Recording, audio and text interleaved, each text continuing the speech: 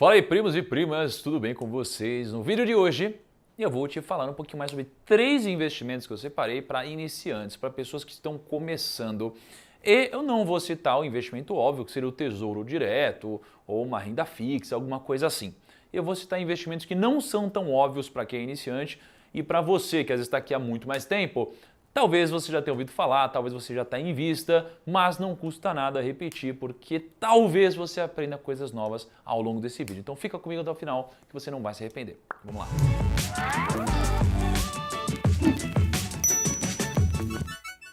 Vamos lá então, investimentos para iniciantes. Kaique, eu não vou nem perguntar para você, porque o Kaique já agora é um investidor avançado, um investidor rico. O cara viaja para todos os países do continente europeu, não é mesmo? É um cara muito rico. Mas eu comecei nesse passo a passo aí. Não, começando esse passo a passo. Então, antes de eu citar os 3 investimentos para iniciantes, eu queria pedir para você clicar aqui nesse botão de se inscrever no YouTube.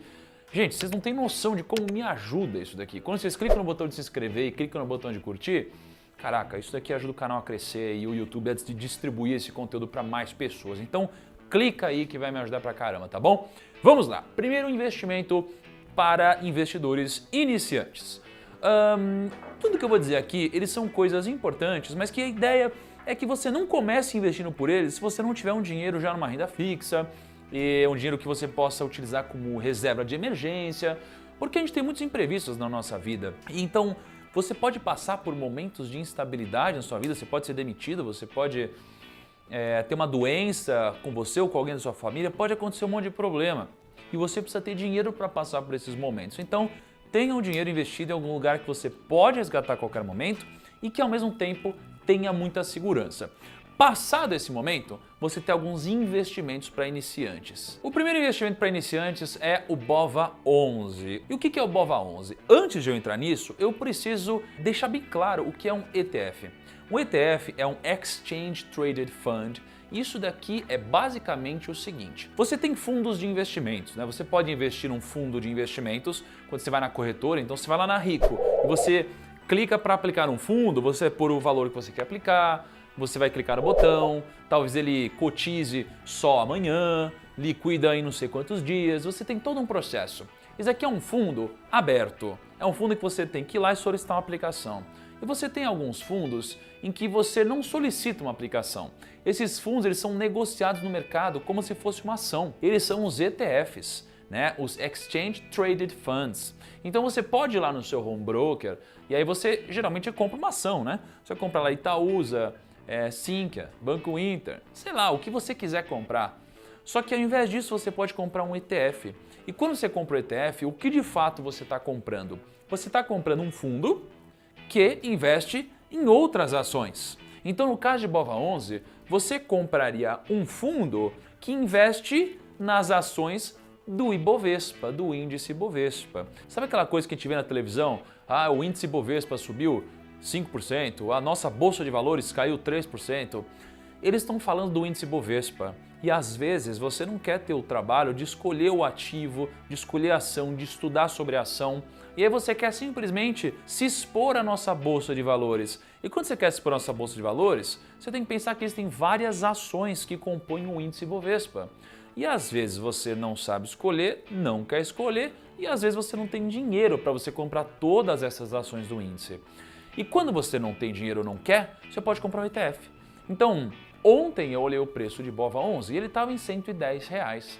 Então você pode ir lá, abrir seu home broker e pegar R$110 e comprar ali uma ação de BOVA11, né? Uma cota do BOVA11.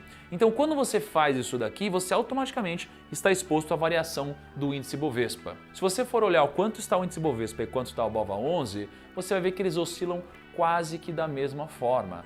O índice Bovespa subiu 1%, o BOVA11 vai subir 0,99%, alguma coisa assim, tá? Agora, o que você precisa saber? Existe uma taxa de administração embutida aqui, mas a rentabilidade que você vê, ela já está líquida dessa taxa, tá? É uma taxa de 0,3%. Sobre o BOVA11, tá bom? E aí tem uma coisa que as pessoas não te contam muito sobre BOVA11. E o que as pessoas não te contam muito? Nos meus tempos de assessor de investimentos, eu fazia alguns cálculos, né? E cálculos envolvendo aluguel de ações. E o BOVA11 você pode usar ele sob uma ótica de emprestar esse ativo. Por quê? Porque quando as pessoas elas estão com medo do mercado ou elas querem se proteger, elas fazem uma operação chamada de aluguel de ações ou uma venda de ações, as pessoas entram vendidas. Então, se eu tenho uma carteira de ações, eu não quero me desfazer desses ativos, mas eu estou com medo da bolsa, as pessoas podem vender BOVA11. E quando elas vendem, elas precisam alugar de alguém. Quando elas alugam de alguém, elas alugam de quem tem BOVA11. O aluguel na minha época ele girava em torno de 2 a 4% ao ano de BOVA11. É um ativo muito requisitado para quem quer fazer uma operação short. Então, se você comprar BOVA11, o que eu recomendo é que você deixe os seus ativos disponíveis para o aluguel, especialmente se você pensar nisso como investimento de longo prazo, tá bom? Então, BOVA11 é a primeira opção que o investidor iniciante pode escolher. E por que eu acredito que isso aqui seja para um investidor iniciante? Porque você não precisa pensar muito. Você simplesmente compra a BOVA11 e está exposto a quase todas as empresas da nossa Bolsa de Valores. Agora, não significa que o investidor mais maduro ou investidor profissional não possa ter BOVA11 também. Warren Buffett é um grande defensor de fundos passivos ao invés de fundos ativos. E o BOVA11 ele seria caracterizado um fundo passivo, porque ele é passivo em relação à rentabilidade do Ibovespa, ele tende a acompanhar essa rentabilidade.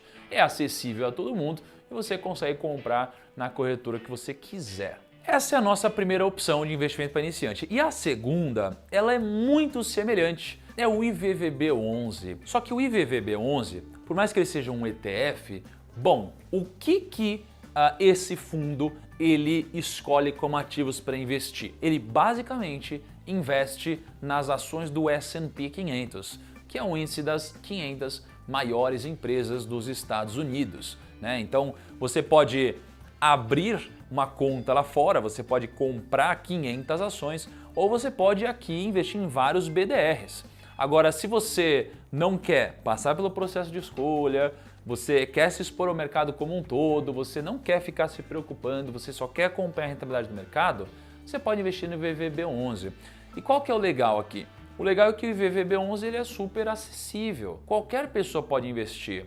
Quando você quer investir num BDR ou abrir conta lá fora, ou você precisa ser um investidor qualificado, que é um investidor que tem mais de R$1 milhão geralmente, né, um investidor profissional ou um investidor que trabalha no mercado financeiro, ou você precisa abrir conta lá fora. E aí o pessoal acha que é muito simples o operacional, e por mais que seja simples você abrir sua conta, não é tão simples você controlar o seu imposto de renda quando você investe lá fora. Por isso que quem quer se expor ao mercado internacional, você pode comprar IVVB11. É muito simples, é muito acessível e o valor da cota também não é muito alto. Então fica aqui uma grande sacada para você que quer se expor ao mercado internacional, seja com uma diversificação de investimentos. Então às vezes você já tem muitas aplicações aqui no Brasil e você fala, putz, mas está tudo no Brasil, né? E aí você descobre, ai caramba, mas e se eu morar na Venezuela, né? Se a gente descobre que o Brasil vira uma Venezuela no futuro, sei lá. Não é que eu acho que isso vai acontecer, mas tudo pode acontecer. Então, dessa forma você diversifica o seu capital. Ah, o dólar está subindo muito. Poxa, se você tem IVVB e o dólar sobe, você vai se beneficiar da alta do dólar também. Assim como você vai se prejudicar com a queda do dólar. Mas você diversifica um pouquinho mais o seu capital. Então, faça isso com discernimento, diversificação e para você manter proteção na sua carteira de investimentos. Um asterisco rápido aqui. Na minha metodologia de investimentos, pessoal, particular, eu tenho 25% do meu capital investido lá fora. E quando eu digo lá fora, eu digo em investimentos que se expõem ao exterior. Então, uma forma que os primos podem utilizar para se expor a 25% do seu capital é comprando em IVVB11. Simples assim, né? Então, eu escolho as ações que eu tenho lá fora, mas se você não quiser escolher, é uma compra para você não precisar olhar mais para esse ativo. E o terceiro investimento para iniciantes é o seguinte, antes de eu falar, deixa eu explicar um conceito. Quando você vai investir no fundo imobiliário, você tem alguns tipos de fundos imobiliários. Você tem o que a gente chama de fundo imobiliário de tijolo, você tem o que a gente chama de fundo imobiliário de papéis, né, e de ativos, e você tem aquele fundo imobiliário híbrido, que mistura os dois. Só que aí, ao invés de você pegar um fundo que vai escolher, né, os ativos, os tijolos, os papéis e tudo mais, você pode escolher um fundo que escolhe fundos, ou seja, é o que a gente chama de Fund of Funds. É um fundo que investe em outros fundos que têm as suas características e filosofias de investimentos proprietárias. Então, quando você investe em um fund of funds, um fundo de fundos, você não precisa se preocupar exatamente com o ativo final que você está escolhendo, porque você já tem vários gestores fazendo isso por você. Então, uma sugestão é, vocês podem pensar em começar a investir num BCFF. Eu tenho esse fundo na minha carteira e eu não estou recomendando que vocês façam isso. Aliás, separei aqui outros fund of funds além do BCFF, né? Você tem o AQLL11, o BCIA11, BPFF, o CRFF, CXRI, FOFT, você tem uma série de fund of funds, tá? E quando você investe nisso, o que você precisa saber? Você pode investir com menos de R$100. BCFF, por exemplo, hoje está sendo negociado a mais ou menos R$99. Então, com menos de R$100, você compra uma cota, né? E vários outros fundos que eu citei, eles também têm preços abaixo de R$100. Então, você pode comprar um fundo desses e aí você tem um pouco mais de tranquilidade. Talvez eles não aproveitem as melhores oportunidades, mas eles são muito diversificados, então se tiver algum problema no mercado, eles tendem a sofrer menos, porque eles têm uma série de fundos diferentes, eles têm uma cacetada de fundos diferentes. Ó, por exemplo, aqui no Funds Explorer, vamos ver o BCFF11. BCFF11, ele está se negociando R$ 97,50, olha só. R$ 97,50, proventos aqui, 57 centavos por cota, ou seja, dá mais de 0,5% ao mês e líquido. E líquido, tá, primos? Ou seja, você pode comprar um fundo imobiliário que vai te dar rendimento mensal e você pega esse rendimento mensal e você reinveste. Você investe para você ver o efeito bola de neve. E por que eu falei sobre o Fund of Funds e eu não falei sobre um fundo de tijolo ou um fundo de papéis? Não é que esses sejam piores, é que aqui exige um pouco mais de você, né? Você precisa ter um pouco mais de experiência, você precisa entender um pouquinho mais sobre análise.